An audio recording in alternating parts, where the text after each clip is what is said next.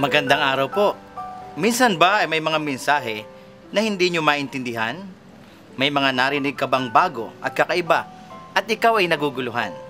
Sa atin pong ebanghelyo ngayon ay tila ba kakaiba ang mga salitang namutawi mula sa bibig ng ating Panginoong Hesus. Magdadala siya ng apoy, magdadala siya hindi kapayapaan, kundi pagbabahabahagi, hindi pagkakaisa ng bayan at pamilya, kundi paglalaban-laban. Hindi ba siya ang prinsipe ng kapayapaan? At hindi rin ba ang buod ng kanyang mensahe dito sa atin ay pag-ibig, pagkakapatiran, isang sambayanang nagkakaisa at nagpapatawad? Hindi ba may pagsasalungatan sa ating mga narinig mula sa ebanghelyo ngayon? May kasabihan tayo nga sa Tagalog, mabuti pa ang manakawan ng 10 beses kaysa minsang masunugan. Ngayon, bakit apoy ang dadalhin ni Jesus ayon sa sinasabi niya sa kanyang mga alagad? Pero mas magandang tingnan natin ang dinadala ng apoy at sa positibong paraan. Hindi ba't ang apoy din ang nagbibigay ng liwanag, nagbibigay init at nakapagpapadalisay? Una, si Jesus ay nagbibigay ng liwanag sa isip at puso ng mga taong nalilito at nag-aalinlangan. Kung tayo man ay naguguluhan, mga kapatid, ipinapangako niya, kapayapaan ang ibinibigay ko sa inyo, ang aking kapayapaan ang iniiwan ko sa inyo. Kung tayo naman ay napapagal o napapagod sa ating buhay, tanging kay Jesus lamang tayo makararamdam ng kapahingahan. Di ba't siya ang may paanyaya?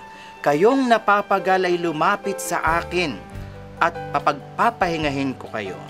Ang mga salita ni Jesus na ito ay pawang mga kautuhanan. Ito ay hindi katang-isip lamang.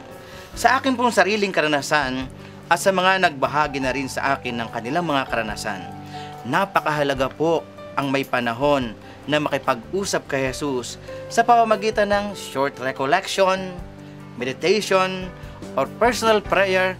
Ang iba naman ay nagsasagawa ng mga personal or guided retreat.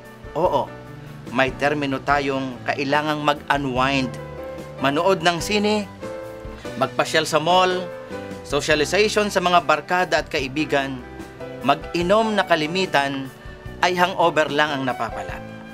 Pero pagkatapos ng lahat, lalo tayong napapagod at minsan lalong naguguluhan at nalilito ang ating isip. Mga kaibigan, si Jesus ang apoy na nagbibigay ng liwanag. Lapit lang sa Kanya. Magkonsulta tayo kay Jesus sa pamamagitan ng paglalaan ng panahon sa panalangin. Kahit short recollection, short meditation, magdasal, o dili kaya naman ay magkaroon tayo ng personal or guided retreat. Hindi ka mabibigo. Kay Jesus, mawawala ang iyong pagkalito, liliwanag ang isip mo. Ikalawa, si Jesus ang nagdadala ng apoy at ang apoy ay nagbibigay ng init. Pinag-aapoy niya rin ang ating pagkatao tungo sa paglilingkod at pag-ibig. Kaya naman sa mga nanlalamig sa paglilingkod sa simbahan at sa ating bayan, sa mga nanlalamig na relasyon sa mga mag-asawa sa loob ng pamilya at opisina, sa mga magkakaibigan at magkakabarkada na nagkakalamigan na ang pagkasama, ito po ang tandaan natin. Tanging si Jesus po ang apoy na makapagbibigay init sa nanlalamig nating relasyon at pagkasama.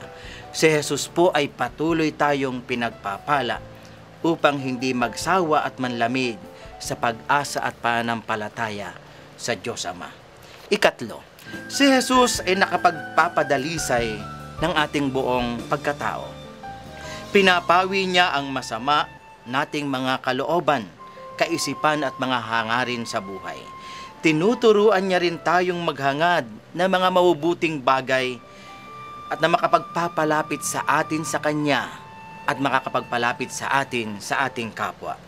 Iyan po ang sinasabi niya sa mga alagad sa ating lahat at sa ating lahat na nakikinig ngayon.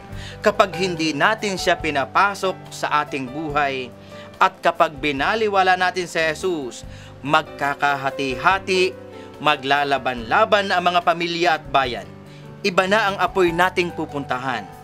Ang apoy ni Jesus ang paghariin natin sa ating buhay, sa ating pamilya, sa ating bayan, sa ating simbahan, at hindi ang apoy ng kasamaan.